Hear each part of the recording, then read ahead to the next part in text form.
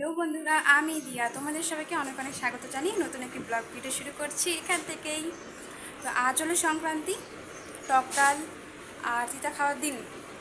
তিতা আমার একদম পছন্দ না, কিন্তু আজকের দিন যেহেতু তাই খাচ্ছি। ঘুরতে পারে 10টা, দেখো সব কাজ কমপ্লিট করে নিয়েছি, এখন খেতে বসলাম। তো কাঁচা আম দিয়ে বানিয়েছি ছোলার ডাল, আর এদিকে একটা তিতা পাতার বড়া। ডাল পাতাটার নাম ভুলে গেলাম, কিন্তু পাতাটা খেতে অনেক প্রচণ্ড তিতা। আর ছোট্ট ছোটো যে আম হয় গাছে, পাশের বাড়ি থেকে নিয়ে এসেছি, করেছিল আমাদের বাড়িতে, সেটা দিয়ে বানিয়েছি টক ডাল।